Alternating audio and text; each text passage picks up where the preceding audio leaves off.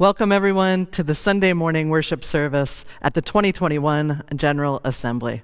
My name is Jennifer Crow, and I'm one of the ministers at the First Universalist Church of Minneapolis, and we are so glad that you are here with us. If you're joining us live on Sunday morning, we hope you'll use the chat if you're able, and let us know where you're coming in from, and say hello to each other there. First Universalist Church is a faith community that welcomes, affirms, and protects the light in each and every human heart, that listens deeply to where love is calling us next, and with humility, compassion, and courage, acts for justice in the world. We do all of this as a faith community that is deeply committed to dismantling white supremacy culture and building the beloved community, a place where all can be free and feel a sense of belonging and wholeness. We welcome you to this place and space. We come to you today from Minneapolis, Minnesota, from First Universalist Church, from the shores of Bede-Makaska and the contemporary and traditional homelands of the Anishinaabe and Dakota peoples, the original stewards of this land. We come to you uplifting the name of these lands and the community members from these nations who reside alongside us. We come to you from Falcon Heights, from Brooklyn Center, and from George Floyd Square. We acknowledge the trauma that is deeply embedded in the foundation of this country, the genocide, enslavement, and ongoing occupation and oppression that has impacted indigenous communities, communities of color, and immigrant and other communities, the culture of colonization and white supremacy that injures us all. We acknowledge the communities of resistance that continue to side with love, teaching us through their persistence, courage, and creativity that another way is possible. Here in this particular place, and in all of the places that you are, we invite you to bring your full self into the present moment. Breathing in and breathing out, we connect across space and time. We heal ourselves and each other as we tell the truth in love. Welcome once again to this shared experience of hope and healing.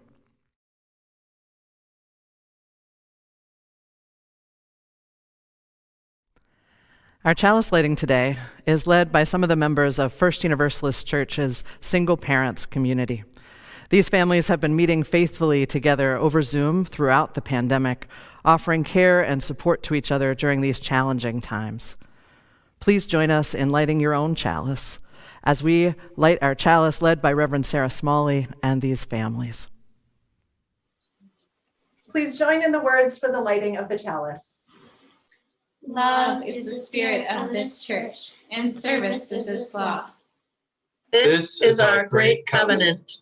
Together in peace. To dwell together in peace. To seek the truth in love. And to help one another.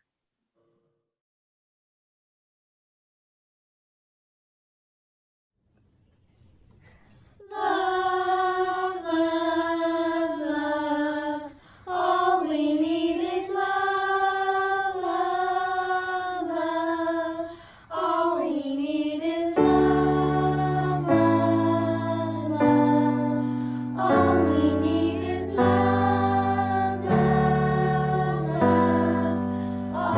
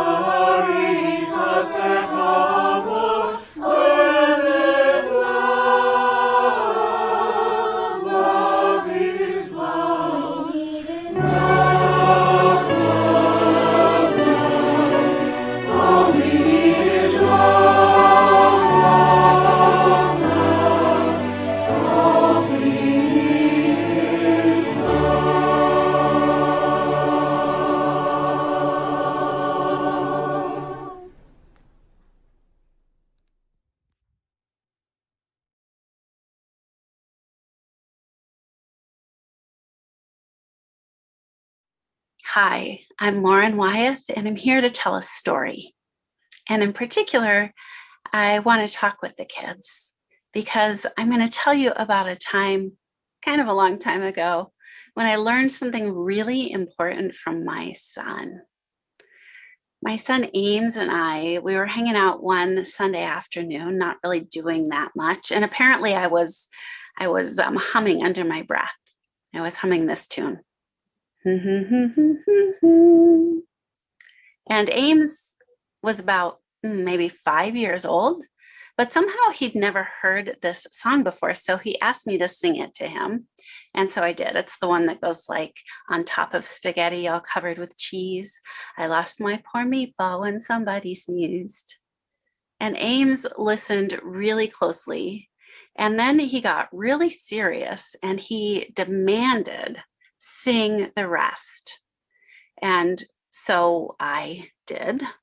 It rolled in the garden and under a bush it goes. And then at that point, Ames's lower lip starts sticking out and his forehead starts getting all wrinkled up. And I was surprised. I stopped and I said, what's up? Are you okay, honey? And he goes, keep singing. So I did. But when I sang, and then my poor meatball was nothing but mush, Ames just started crying, tears running down his face. And I was shocked and I was like, honey, what's the matter? And Ames just said, sing it again. And I said, but isn't the song what's making you cry? And he nodded and I said, but I don't want to make you cry. And he goes, Mama, sing. Now, I really didn't want to sing something that was clearly breaking his heart, but Ames was 100% clear. So even though it was really hard to do it, I sang the song again and he kept crying. And then he wanted to hear it all the way through again and then again until finally he was all cried out. And only then, when he was resting his head on my shoulder and he was patting my arm, really exhausted, only then was he ready to talk. And I asked him, what was making you cry? Was it that they lost their lunch, that their lunch rolled away? And Ames told me, no. And I could tell it was really hard for him to say this next part, but he said, it was the poor meatball. Poor meatball. Well, ever since that day, Ames and a lot of other kids too, many of them at my church, they've been teaching me something really important. They've been teaching me that when we feel compassion, when that wells up in us, it's natural and it's good to move in closer, even if it hurts. So we can use our hearts and our minds and our bodies to understand what's happening. And when we grown-ups, when we try to distract kids from what's painful or broken that they notice in the world, we're not actually helping you. I didn't know it back then, but Ames really needed me to sing so that he could better understand the meatball. Now, sometimes we adults might feel unsure about whether you're ready for certain conversations because sometimes really young people ask really hard questions like, why doesn't that person have a place to live? Or why are the police hurting people instead of protecting them? Or what if my pronouns that people are using don't fit? What then? But if you're asking, you're ready. You're ready for the conversation. You want to understand, right? And it's our job. It's our job as your grown-ups to be ready when you are and to go there with you. Now, several years after Ames insisted I sing about the meatball, he and his brother discovered this series of books called The Hunger Games. And those books have so many sad parts. In fact, they have some really, really upsetting parts. And some of the grown-ups that I know told me they didn't think my kids should even be allowed to read those books. But I didn't believe that because of this lesson kids had already taught me.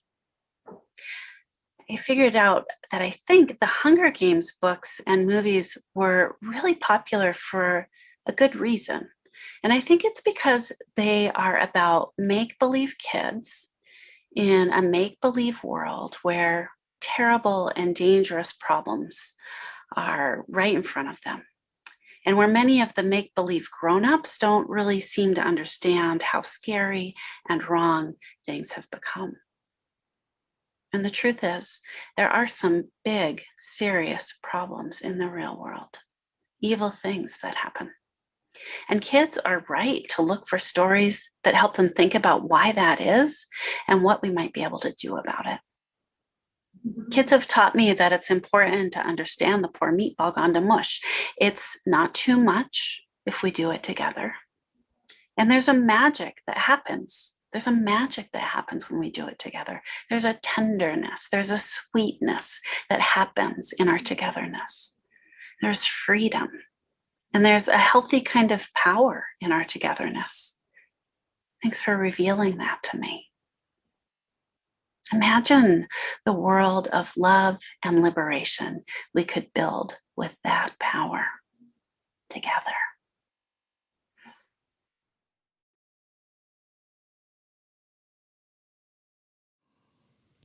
As we do every year at General Assembly, this morning's offering will go to a 501c3 that describes themselves as a multiracial, interfaith organization committed to justice issues of greatest importance to the residents of Milwaukee, a city afflicted with racialized and concentrated poverty. This year's collection will benefit Micah, Milwaukee Inner City Congregations Allied for Hope, and joining us now with more information is Lisa Jones, Micah's executive director and lead organizer. We rise. Hello, Universalists and Unitarian siblings. My name is Lisa Jones, executive director and lead organizer at Micah, Milwaukee Inner City Congregations Allied for Hope. Micah thanks Unitarian Universalist Assembly and our local UU congregation for choosing us to be your special plate collection for your General Assembly. Micah, since 1988, has been on the ground and in the fight for permanent beloved community that Dr. King spoke about. I'd like to share with you a video of our work over the last 2 years. My friends, let's rise up together to make Milwaukee, Wisconsin, and the nation a healthy community free from all oppressions. We rise,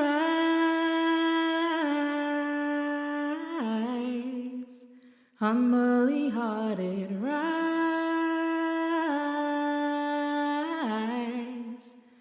won't be divided, rise, with spirit to guide us, rise,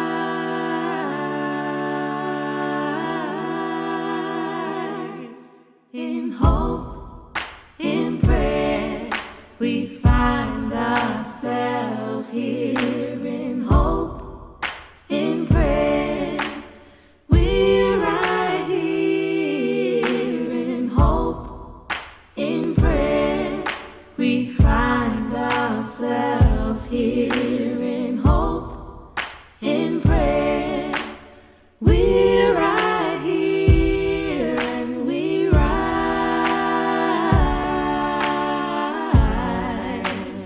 All of the children rise.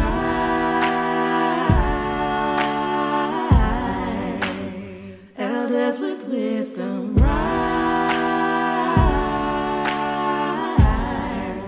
Ancestors surround us, rise.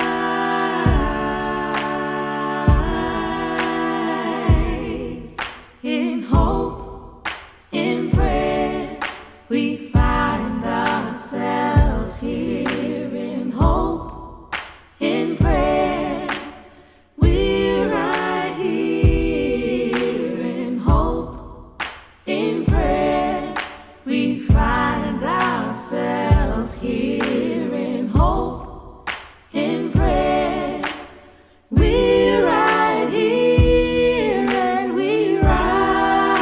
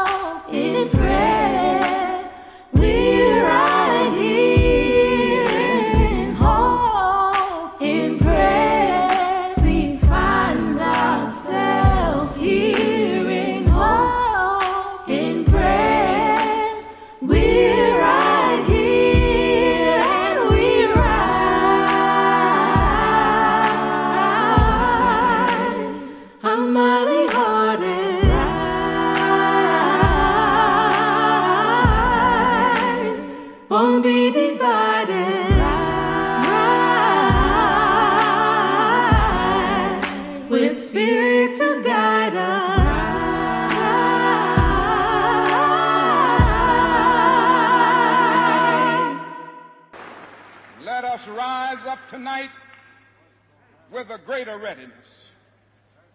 Let us stand with a greater determination, and let us move on in these powerful days, these days of challenge, to make America what it ought to be. We have an opportunity to make America a better nation.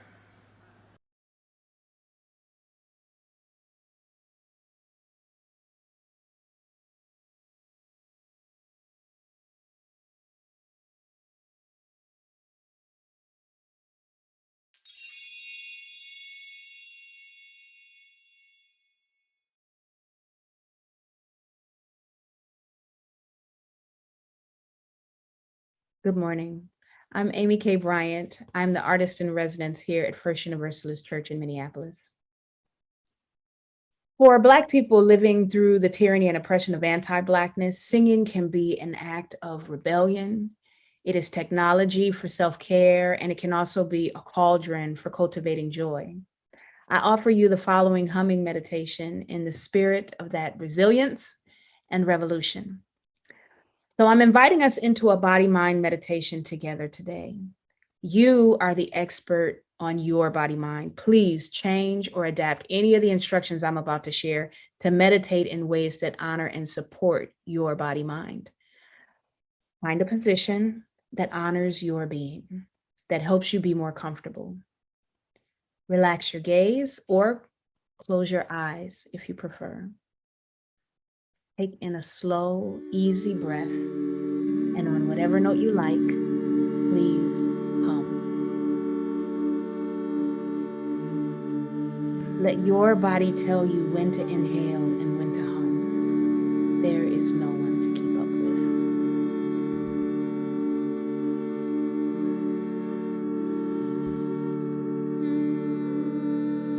with. If you leave a little space between your top and bottom teeth, you may feel the vibration of your voice on your closed lips.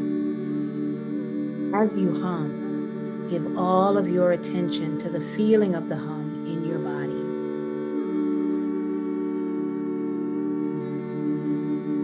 Keep your attention on your breath as it enters your body, expanding your rib cage and turning into sound when you exhale.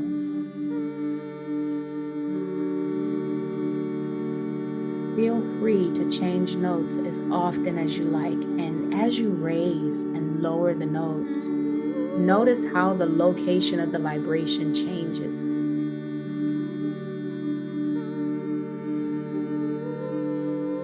When you notice your mind wandering, say to yourself, thoughts, and then give all of your attention back to the vibration your voice makes in your body.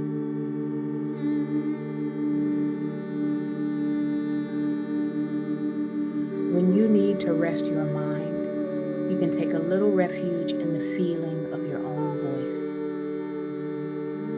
So that's one way you can use humming to quiet your mind. Continue to hum. Another way is to focus the healing energy of the hum directly onto your emotions. As you continue to focus on your breath and vibration, take a moment to identify where whatever emotion you're feeling is living in your body. Let go of the story, the why of it, and just observe the emotion in your body.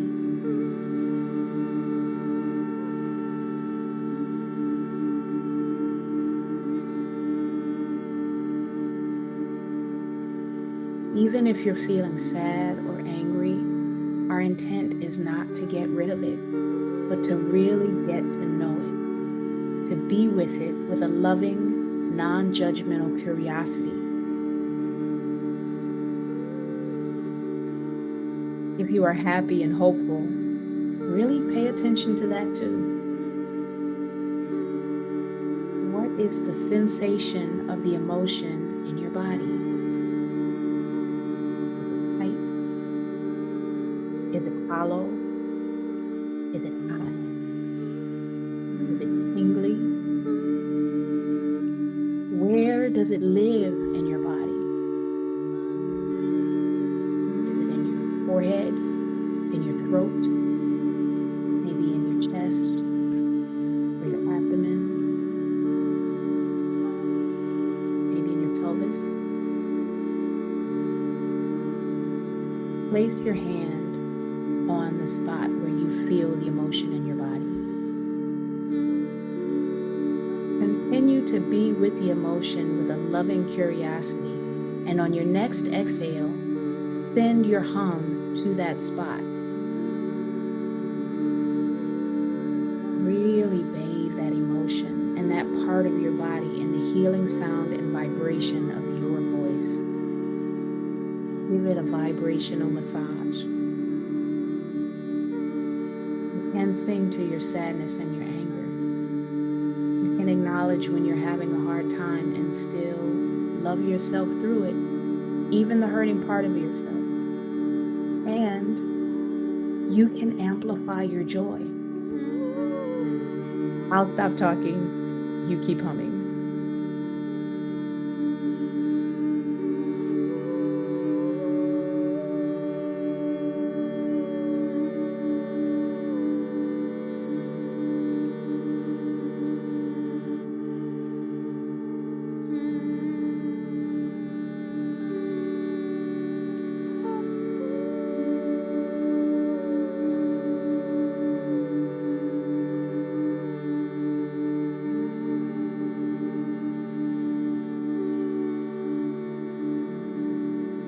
Let your next inhale be the beginning of the final hum of this meditation.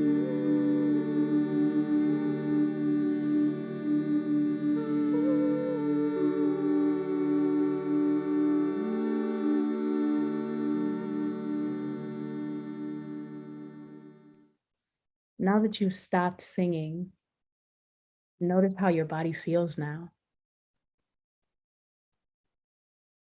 If your eyes have been closed, open them when you're ready.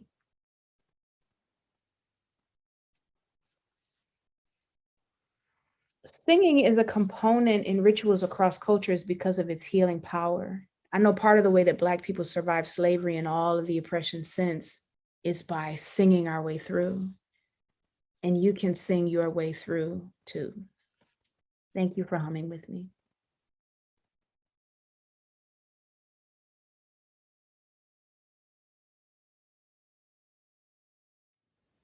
My name is Arif.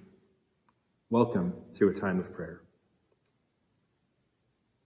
I invite you to put down what you're holding. Let your body come into presence and awareness. Yo soy Julika. Te invito a un espacio sagrado. Te invito a rezar conmigo. Join us in prayer. Join us in prayer. Holy One whom my ancestors knew and prayed to. Dios de mis antepasados. God we know by many names, and God we know beyond all naming. En el nombre de lo que amamos y lo que cuidamos y lo que buscamos. How can love win, beloved? How? Everywhere we look, there is violence and destruction. The land is burned and burning. The seas are boiling and rising. Countless beings lose life every single day. Where is love winning? No te encuentro, diosa de mi vida. No veo la salida a todos nuestros problemas. My heart breaks every time I open to what's going on around me. I can't change all of this. Es demasiado. It is too big. It is too much. I am too small. I am too alone. Hear my prayer of lament. Acompáñanos, Dios de la justicia. Ven a nosotros. Hear my prayer of hopelessness. My heart is broken. May I rest, may we rest in broken-hearted silence.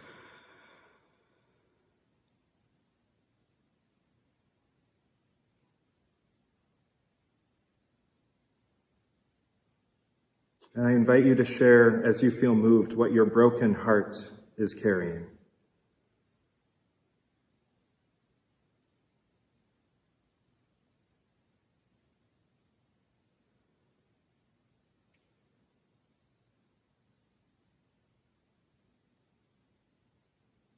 Out of this silence, I hear the voices of my ancestors.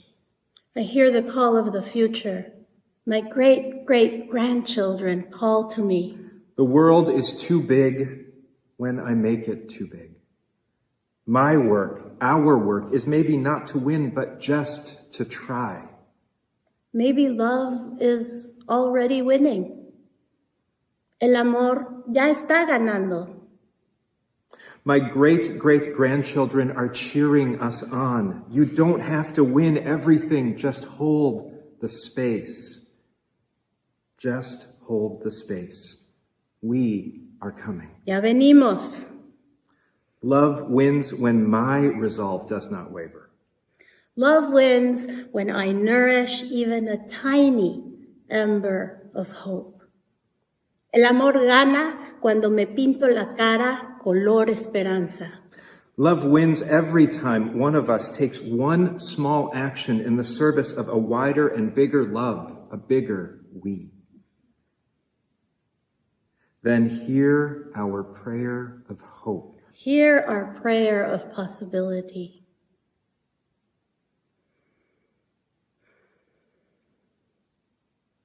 Where in your life is love winning even now? Speak it in your living room, in your bedroom, wherever you are joining us in prayer. Speak it out loud. Speak your hope.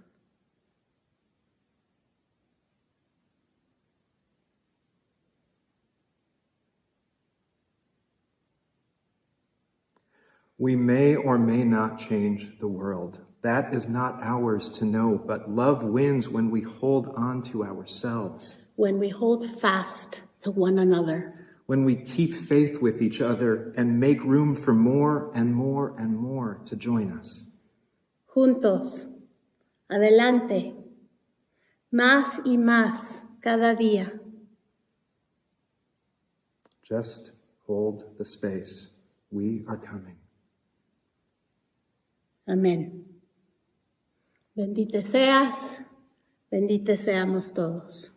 May it be so, and blessed be.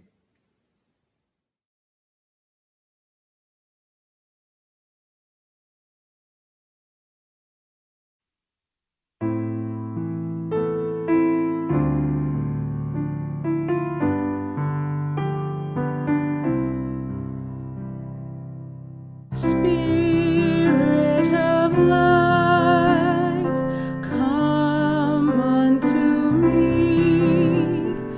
Sing in my heart all the stirrings of compassion. Blow in the wind, rise in the sea. Move in the hand, giving life the shape of justice. Roots hold me close, wings set me free. Spirit of life, come to me, come to me.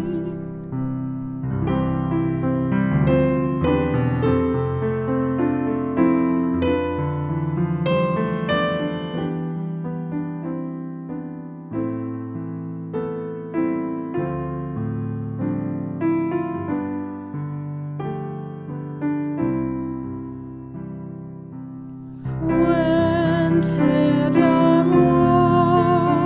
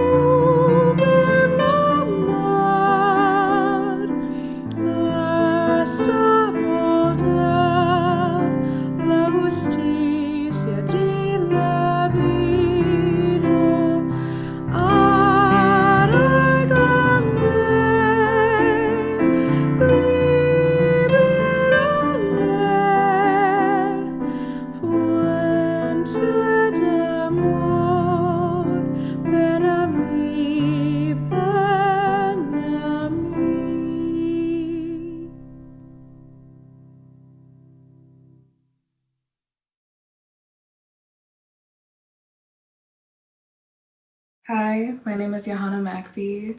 I'm a member at First Universalist Church, and I also serve on the Board of Trustees. Today I'm going to be reciting a poem by Reverend Teresa Inés Soto. It's called Everything is Still on Fire. Everything is still on fire. Despite your best efforts in addition to living, it is clear that fire or not, you must level up in what it means to thrive. Right now, that means wrestling with the truth and the fact that everything is not your fault. I am sorry that everything is still on fire. Once hate catches the winds of not my problem blow and blaze, it is hard to stop. But hard is not impossible. Not yet is different than never. You, in community, have an answer. You have a response to systems of power and control and to the cost of suffering. You and your community together are the answer. You are not only a people of flame, but also a people of cold, clear truth. You know both where you fall short and where you flourish and where you still reach. Everything is still on fire, but all is not lost. You remain more nimble than steadfast, more unshakable than swayed by the latest rage. You are here to put out the ravenous flames and heal the world.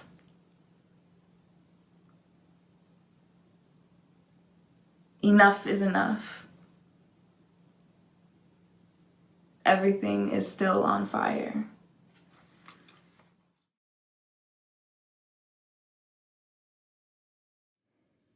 In 1967, Douglas Turner Ward wrote a play called The Day of Absence.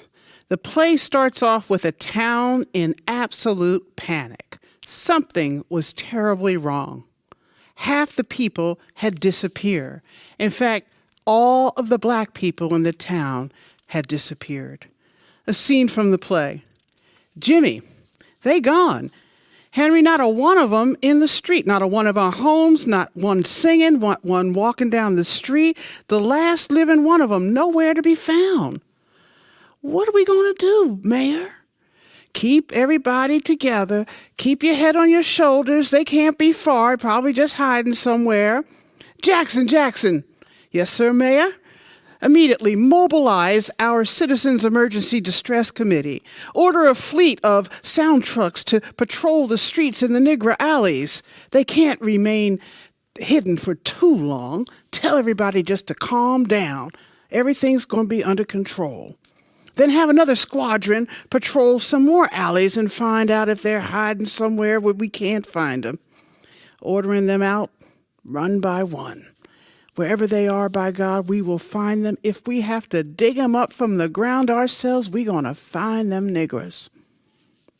Now, the play is performed in whiteface with black actors. And it goes on to depict the chaos that occurs in this small town without black people. But where did they all go? Why did they all leave? Will they ever come back? What prompted them to leave in the first place?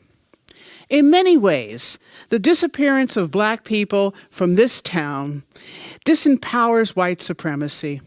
Without black bodies, white supremacy becomes non-functional and inert. Without blackness, whiteness is dangerously feeble, feckless, and frightened by its own shadow. Since it is historically irrational and nearly impossible for blackness to enter into any kind of fruitful relationship with the concept of whiteness, black liberatory responsibility and rationality is the only path forward. One form of this rational Black resistance that has proven highly effective throughout the Black diaspora is that of fugitivity. The philosopher in the discourse of Professor Fred Moten defines Black fugitivity as a disavowal of and disengagement from state-governed prospects that attempt to adjudicate normative constructions of difference through liberal tropes of freedom and democratic belonging. Black fugitivity is a desire for and a spirit of escaping and transgressing the proper and proposed. Friends, fugitivity means always running away from.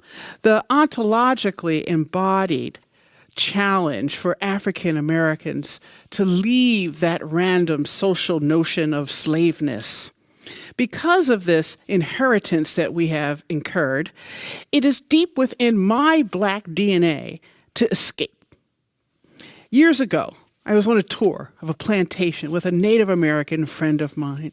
And while the tour guide was giving some very vague descriptions describing the antics of this plantation, I decided that I was going to make history come alive with my friend. And we started to play a game with the tour guide and the other tourists of running away, of hiding around every corner, telling them to shh, we're trying to escape, massa.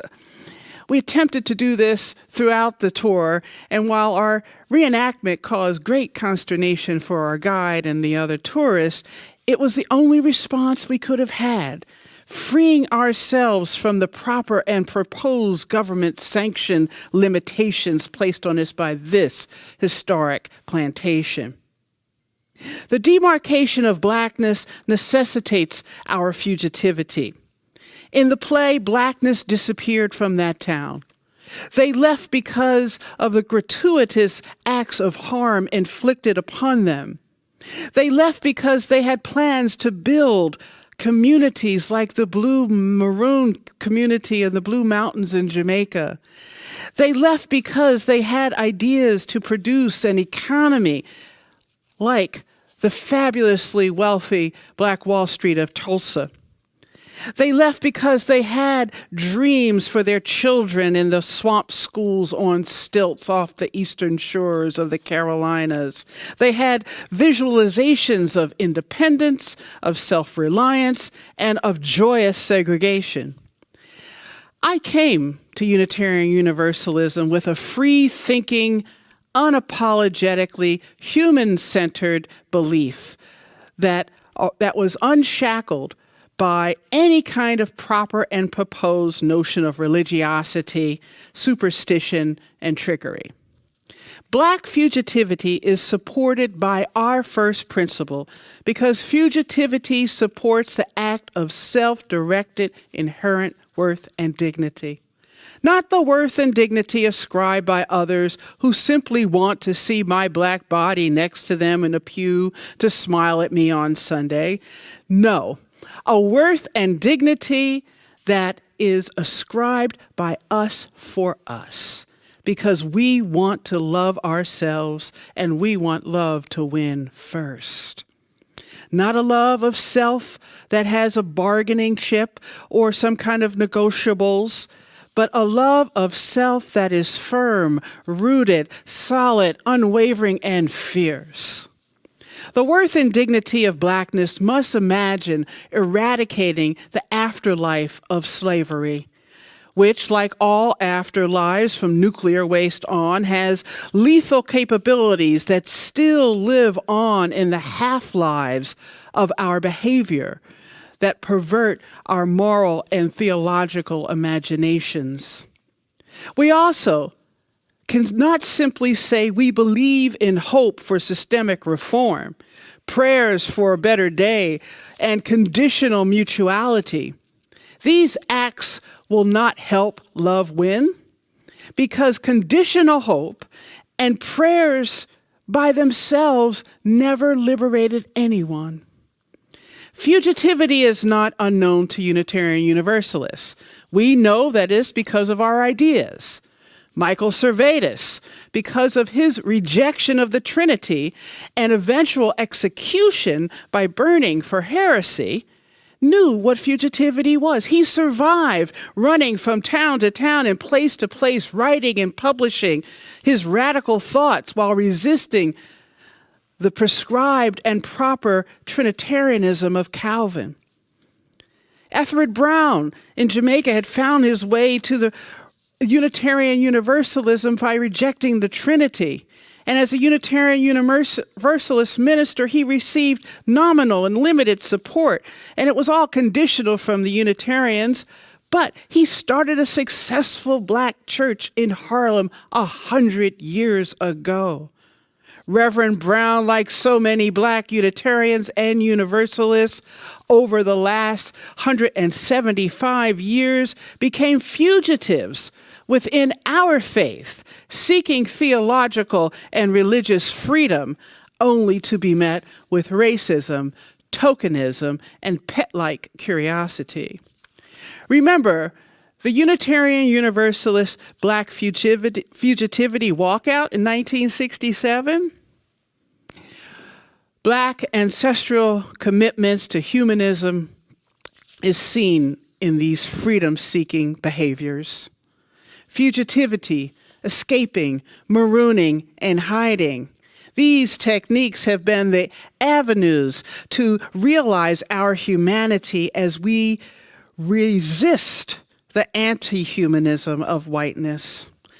Along with our indigenous siblings, our commitment to our inherent worth and dignity makes us the first humanist in North America. Think about it. So think about it, friends. Think about it. Will the black people ever come back to that town? What happens when we focus on the fugitive instead of the emancipated? What might we learn about justice from the runaway slave, the outlaw, the maroon? Is justice something that is state-sponsored and can be bestowed, or must it be fashioned from the broken shards and bits and pieces of life in the swamps and the hills seeking freedom? Can the memories, experiences, and unreconciled grievances of fugitivity expand our vision of the future in America? Now, at the end of the play, the town is in absolute disarray. In fact, they're thinking of calling in the National Guard to do laundry and cook for them. They just don't know what to do without blackness. The mayor pleads on a loudspeaker, "Please come back, y'all. For my sake, please, all of you, even you questionable ones, I want you to come back. I promise no harm will be done to you. There will be no revenge disallowed to you. We'll forgive everything. I'll kiss even the feet of those shoes of the first one that walks up and returns to show up. Just come back, please." In the next scene, the play ends as it starts, with Clem and Luke sitting side by side talking, when one of them noticed Rastus coming down the street. "Is that a Negro? I see. Sure does look like one to me." With their backs, single file, held high and straight, looking forward, they returned to the town without a word. They acted as if nothing has happened when asked where they were. You see, the fear of fugitivity changes things. I would like to believe that they came back because the town had developed a powerful new vaccine or an antidote to white supremacy culture. Is that possible? Friends, create a container with your arms and open up your own moral imagination. Visualize the words, behaviors, gestures, and impulses that bring forth a new world that blackness can return safely to. Let us create a vaccine for the contagion of white supremacy. Let's replace the symptoms of perfections with the cure of appreciation. Can you see that? Let us replace the urgency of white supremacy culture with measured discernment. Let us acknowledge our fear and relinquish defensiveness. Let us replace the characteristic of objectivity with particularity. Let us replace the characteristic of power hoarding with sharing and listening.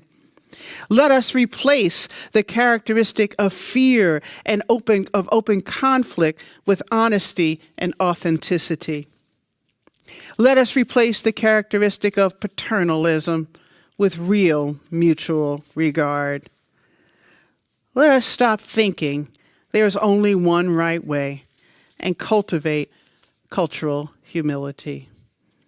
If we do this, we will replace some of our individualism with communion.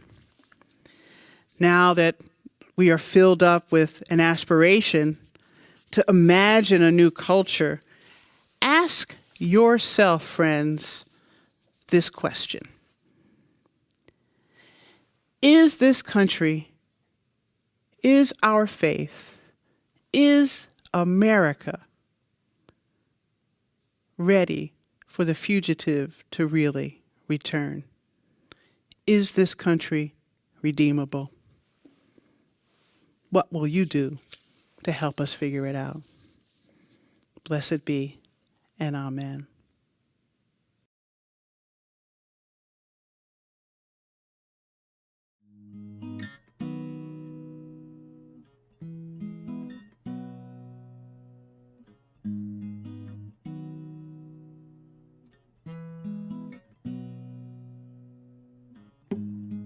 To admit I'm in the rough. Try to forget, but it's just so tough, yeah. Hungry for peace, and whenever I ease it, the more it just breaks me down. No, but I still hang on. So if there's no pressure, there'll be no diamonds. So I don't mind it coming my way, no. I'm tired of putting out the fire. Freedom is all I desire. If there's no pressure, there'll be no diamonds. And I know I will be a diamond, diamond, diamond. I know I will be a diamond, diamond, diamond.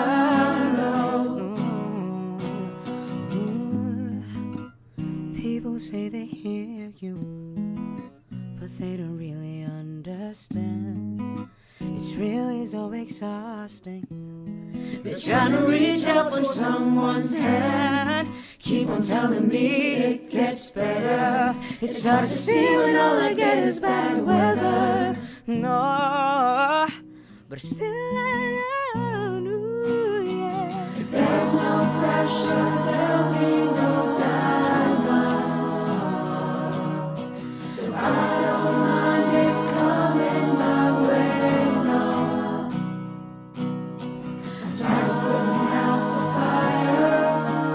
Freedom is all I desire. If there's no pressure, there'll be no diamonds. And I know I will be a diamond, diamond, diamond. I know I will be a diamond, diamond, diamond. Home for me, press on me, I don't mind seeing it coming my way. Home for me, press on me, I don't mind seeing it coming my way. Home for me, press on me, I don't mind seeing it coming my way. No. Home for me, press on me, I don't mind seeing it coming my way.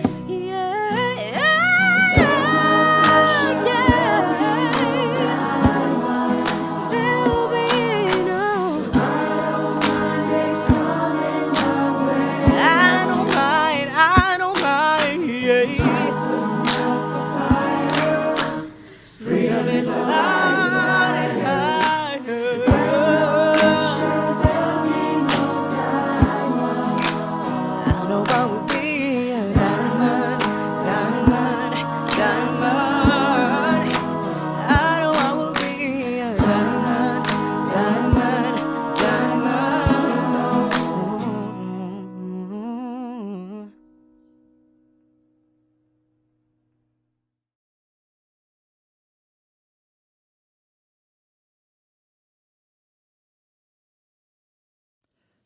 It was a few months ago when my son made the invitation.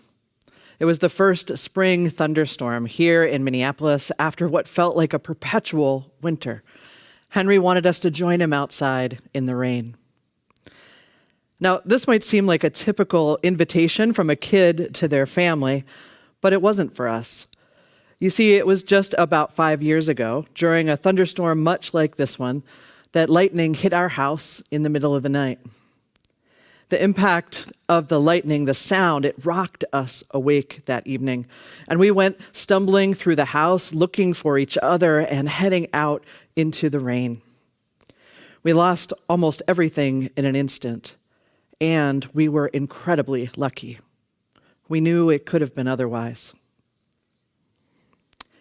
Now, given that history, I can't say that anybody in my family really looks forward to a thunderstorm.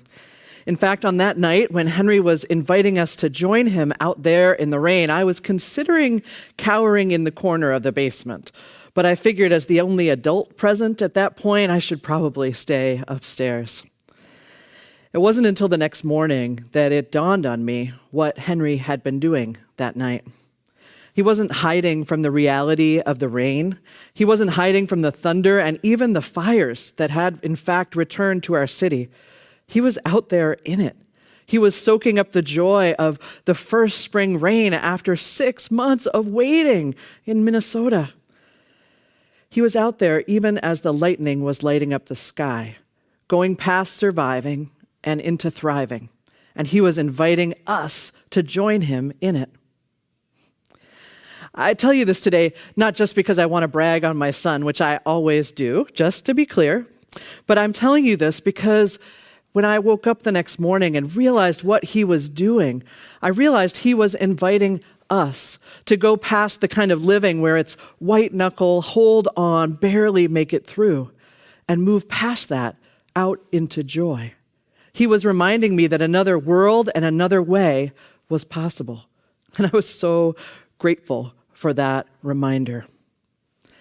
Now, we know something about fires. All of us do, literal and metaphorical, whether we're in Minneapolis or somewhere else. Fires happen in all kinds of ways in all of our lives. When one moment things are one way and the next they are another.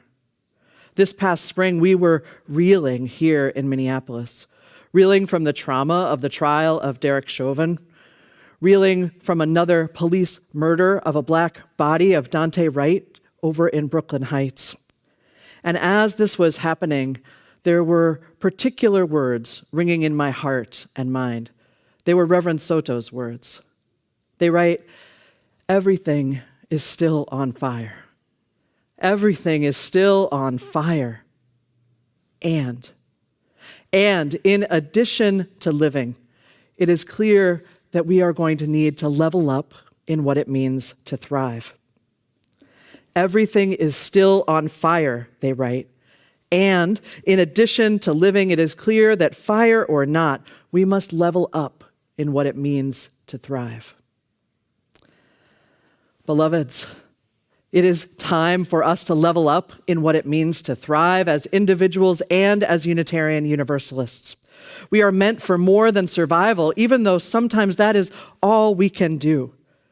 We are meant for thriving. Our communities are meant to be spaces of collective liberation, places where we and all who join us know without a doubt their inherent worth and dignity, places where we can be living examples of the embodied experience of what it means to be whole and holy and worthy, welcome and wanted, to know ourselves one more Redeemer here on this earth. That is what our communities are supposed to be like. We are meant for thriving. A circle wide enough to welcome us all. A love that will not let us go. This is who we are meant to be. This is the love we are meant to embody. Now, the pressure is on these days. The pressure is on, as Jake Zyrus and our First Universalist youth just sang to us, and if I am honest, I do not mind it coming our way at all. Because it is time. It is time for us to become the people we have long proclaimed ourselves to be, the people of a true, wide welcome. This is who we are meant to be. And I'll tell you, my fear is that we will continue to dream small, that we will dream small and fall victim to minuscule change and call it progress.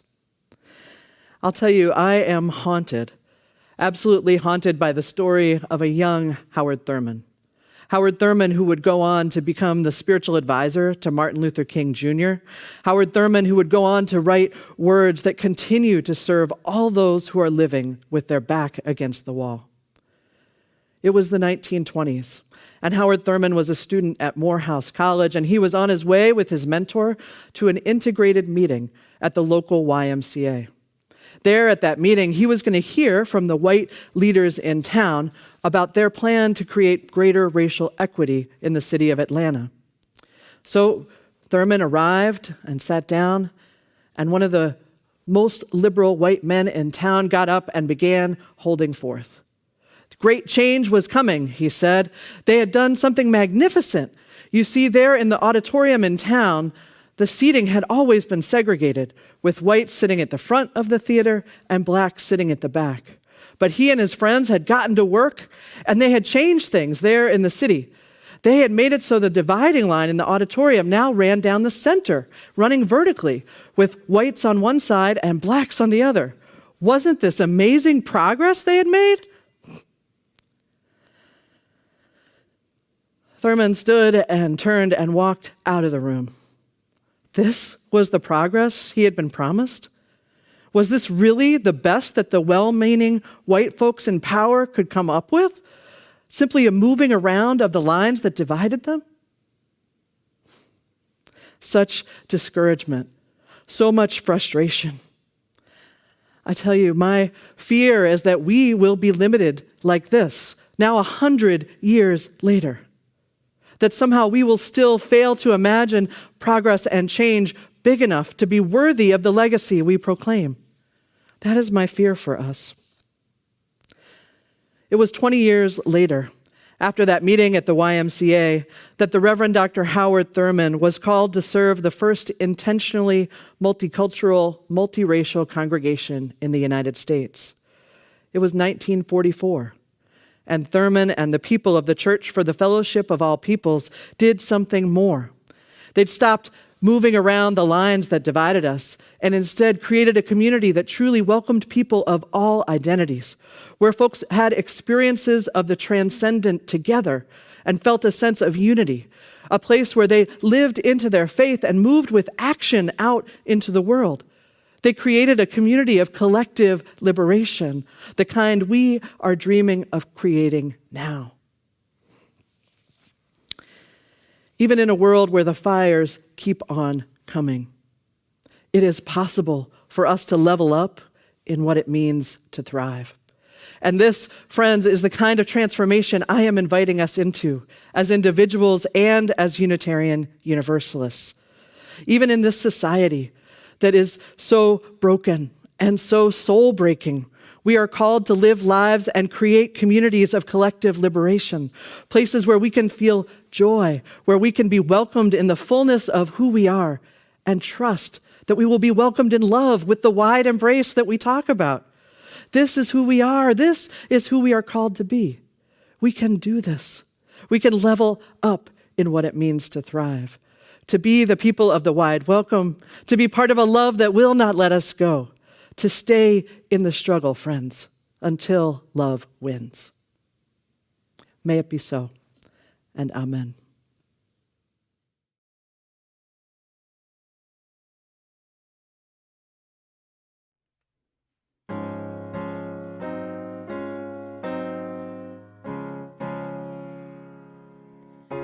Joyful, joyful love, we adore thee.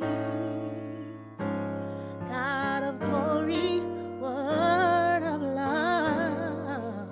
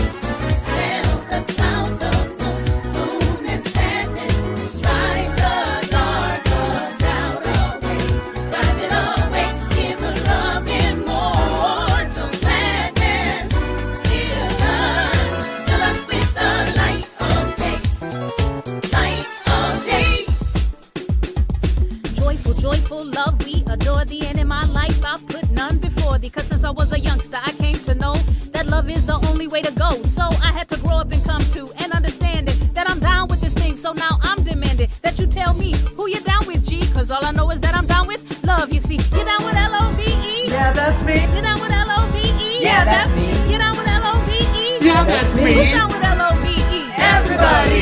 Come and join the chorus, the mighty, mighty chorus, which the morning stars began.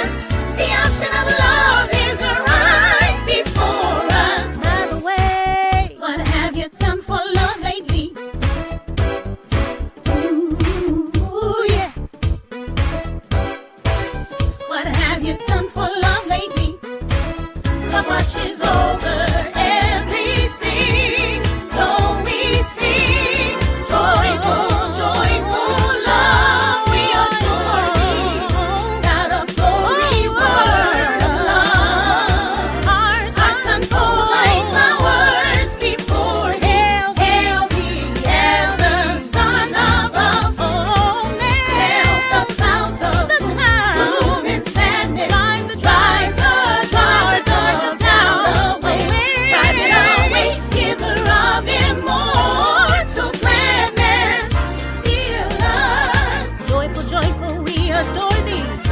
Heal us. God of glory, word of love. Heal us. Hearts unfold like flowers before thee. Heal us. Hailing to the Son above. Heal us. Melt the clouds of gloom and sadness. Heal us. Drive the dark of doubt away. Heal us. Giver of immortal gladness. Heal us. Fill us with the light. Fill us with the light. Fill us with the light of day. Light of day.